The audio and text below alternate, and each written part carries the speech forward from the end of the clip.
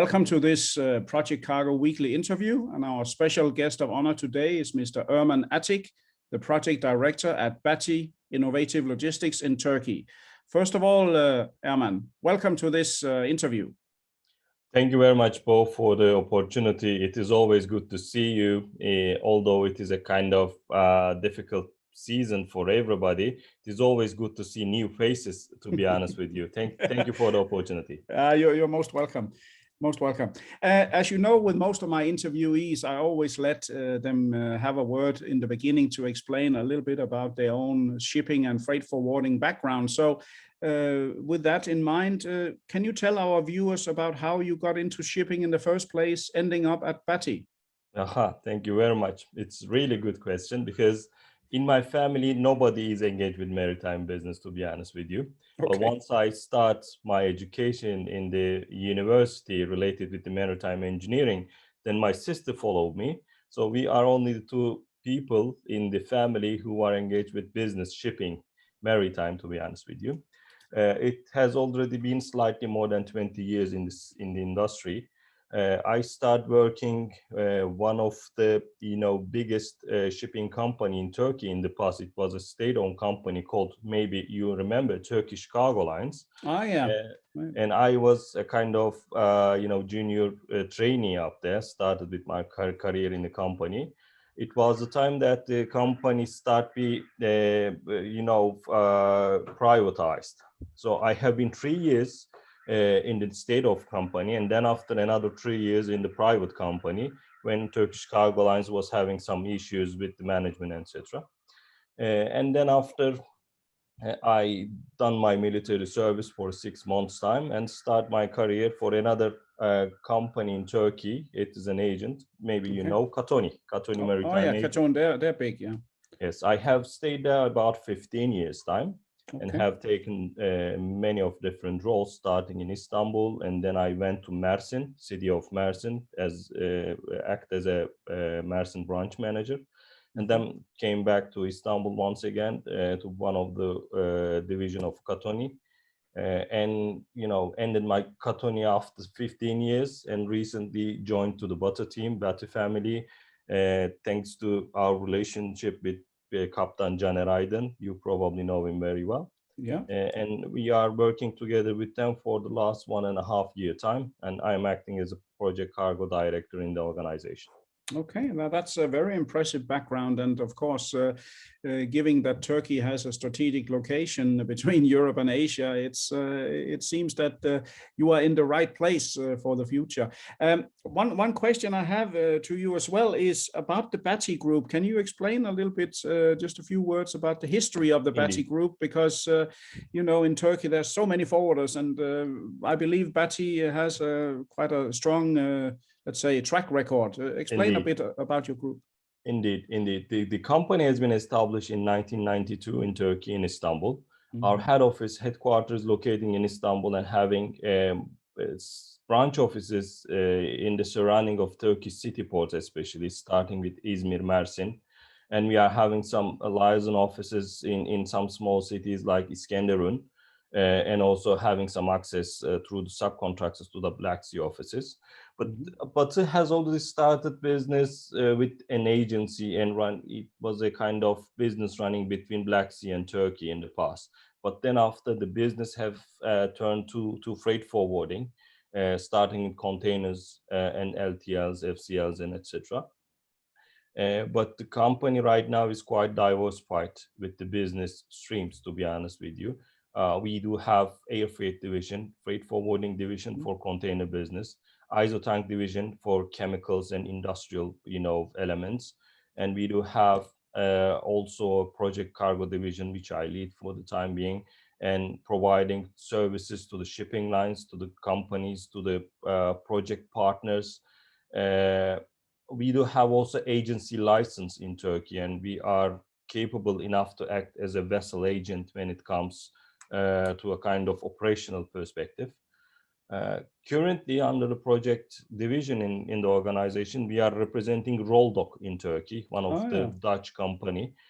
We are their commercial and operational agent whenever any Roldoc vessel come to Turkey, including straight passages, port calls, and etc. We Mhm. are the officially nominated port agent, but of course we are commercially supporting them a lot from the geography, because Turkey, Marmara, Black Sea, Aegean Sea, and also East Mediterranean Sea quite important for the operators. Uh, Most of them were having some hesitations in the past, but there is a certain business happening from this area to worldwide. So that's why we are trying to be ears and eyes for the operators, whoever are having close relationship with us, and we are always commercially supporting them with the information, with the happenings in the area. Okay, that's pretty interesting to know. Yes, Roldoc certainly have some very specialized vessels, so you do have the experience in handling OOG and project cargo. I can certainly hear that. One thing also that comes to mind to me. Turkey has, at least from tradition, been a transshipment point for cargo into Iraq, I think, via Mersin and Iskenderun. Is that something that you can organize? Indeed, indeed. This is what we can easily do, because Mersin and Iskenderun ports are kind of gateway to Iraq. Okay. So today we are having serious issues with Syria. At least the Syrian ports are not operational right now, because Okay. this is what I'm telling, just because in the past, when Iraq comes, Iskenderun and Mersin port was competing against the Syrian ports. But now the only gateway to northern Iraq is just Iskenderun and Mersin. Okay. And our advantage is we do have our own office in Mersin and having access to Iskenderun port. And we are having some connections at the border, Zaho, Okay. where the Turkish border and Iraqi border connects. So that connections are making our life easier when it comes a kind of transshipment to northern Iraq Right. destinations. Okay, good to know. Another question that I've been thinking about, it has escaped no one that your, let's say, state airline, Turkish Airlines, is famous for not only excellent service, but they are reaching a lot of destinations on the African continent. And normally, Indeed. when an airline does that, it means that there's business too. A lot of Turkish companies are active in Africa, and not least in North Indeed. Africa and other places. Do you see a lot of Turkish companies in construction and elsewhere going abroad like that? Actually, very good question, Bo, because we are always following the involvement of the Turkish construction companies to Yeah. foreign projects, and Africa is one of the target destination for each and everyone, because it is a kind of national target on the other side. It is not a big surprise that Turkish airlines are flying every day to those countries, because the government is supporting them a lot in order to make life easier for the Turkish construction companies to have access to those emerging markets. So Right. this is going hands to hands, to be honest with you. Yeah. I don't know whether Turkish Airlines are making money out of it. Probably they do, but it is a kind of strategy that Turkish government is placing, and probably one of the target for Turkish Airlines should be having direct access to many of countries who are, having potential for future. Yeah. And this is just to make the construction companies life easier for better access on daily basis, maybe. Right. No, I've flown Turkish Airlines many times myself via Istanbul. Fantastic new terminal and a good service. So certainly an airline you can be proud of. Coming back to Turkey as such, has your economy been hit by, and of course also your business in Bati, have you been hit hard by this COVID thing? Well, actually, we were having lower expectation at least for the last year, but it was surprisingly not a bad year, to be honest with you, because it comes to a kind of situation that people need to move the cargoes. So Yeah. the trade, the business should continue. The show must go on. I think this is what I see.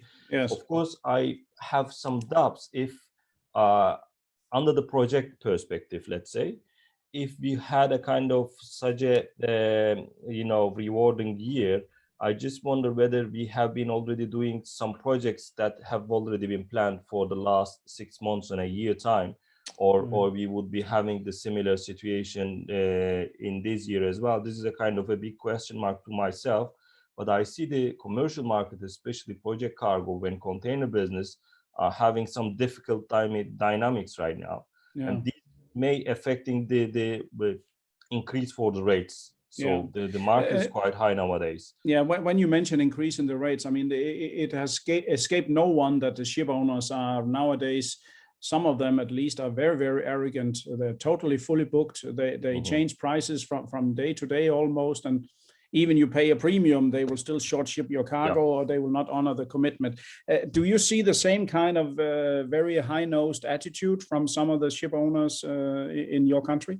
Well, actually, it is almost time right now. So they're making a kind of justification. So I was mainly on the owner side, to be honest with you. I'm just favoring that owners must survive, because without a competition, without feasible environment for owners, the trade is getting impossible, or you do see some other difficulties in terms of just monopolies and etc. That's why I encourage owners to make money, and some of newcomers should also be in the marketplace in order to make a justification. Yeah. So in the past, we have seen very, very low rates for the containers. That's a clear fact.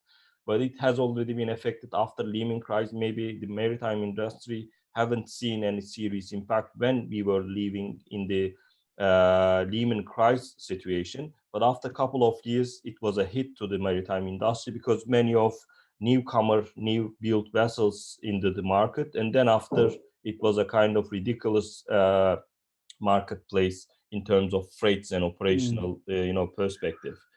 But today is the justification for the owners. I don't know how long it will keep continue. Yeah. No, I think it's a two-way street here. You're absolutely right. They've had several let's say bad years. It's their time to earn a lot of money now. Yeah. Except of course when there are no containers available, and if this goes on too long, the whole supply chain will be disrupted. But let's see what happens. Hopefully it becomes, or it stabilizes. I hope so. The balance is important. Both parties should win, or all parties should win, let's say. Yeah. So that's why there could be a kind of balance one way or another in the trade. This is how it is. Right. So just one of my final question here to you. Given the fact that Turkey has the strategic location, given the fact that there are so many forwarders to choose from in Turkey, and how would you say that you distinguish yourself standing out, being the reliable choice? What would you say to me if I was a customer to you? Yeah, actually, we are light as a company. We don't have our trucks. We don't have any ships. We are just providing kind of service, a kind of engagement of the different parties, and making a kind of full package service, providing full package service. I think it is something old-fashioned that you propose port-to-port services, which everybody do. But the good thing is that once you start engaging all the parties in the same pool, and you make a kind of good chain in between those organizations, and providing regular information, correct information, on time information, that pays the value. Yeah, we are providing integrated logistics services, and it's come up with the transportation, inland transportation, deliveries, and we are providing also consultancy on customs perspective, because in Turkey, no any freight forwarder or logistics company can do customs clearance on receiver's behalf or the shipper's behalf. Right. But only the regulated or nominated customs broker can perform. This is the difference between European countries and Turkey. This is sometimes not so easy to explain to the parties, especially in Europe, but this is what it is. So we are just trying to diversify our position, that we propose full package service in whatever requested. And I think, I mean, given the fact that you already do represent the roll dock, certainly that's a very, let's say, highly or strong asset ship owner. They wouldn't have you as their partner there if you weren't reliable. So I think you made your case. Well, similarly, thank you very much for underlining this, because from the ship owner's perspective, the agency part of the business is a kind of complementary nowadays. It used to be a kind of the only service that agents are doing. Operational performance was important for the operators. Yeah. But today you must be having a kind of commercial contribution. this is what we propose, and complementary, we are providing agency service. Right, right. Now it sounds like the right way to do, because just going on board the ship, clearing it in, fixing crew change and stuff. No, they also want cargo back, and they want you to look in the market what's available, right? Indeed. That's really very interesting. No, it's I've certainly heard the name of Bati Group before, and it's well known to me. So it was also my pleasure to have the possibility to conduct this interview. So I would like to say, Erman, many thanks to you for your available time this morning. Thank you very much, Bo. It was a brilliant opportunity for me to express ourselves. Maybe additionally, I should also name Petersen May, who we are also representing in Turkey. Maybe in this pandemic season, people are, taking the chance to use their own boats and yachts. And we are now in a position to propose a kind of different style of service, owing the fact that we are using Petersen May products in Turkey. So you support them. They are well known for moving yachts around the world, of Indeed. course. And we are their agent right now in Turkey. Honestly saying, it was surprising for me after I joined to Bati to see that many of new built yachts are available in Turkey, and in Antalya it is a kind of free zone area called Aspaş, is only dedicated for build of construction of new boats and yachts for many of famous people, to be honest with you. And also the shipyards in Marmara Sea is quite capable to build commercial boats, PSVs, tugs, and etc. So there is a good potential for Turkey, for Petersen May or similar industry, and this is what we do in Turkey as well. Okay, but that's really good to know. So I will check my bank account after this after this interview and see how much is left. Then when I purchase my own yacht, I'll come to you for advice. Please be our guest. It is just free for you, Bo. Thank you. No Okay, and this thanks to you again. Erman, and to all our viewers around the world, this was yet another interview by Project Cargo Weekly, and our special guest of honor today has been Mr. Erman Atik, the project director at Bati Innovative Logistics in Turkey. Over and out from me, and feel free to follow us in the near future for further interviews. Thank you.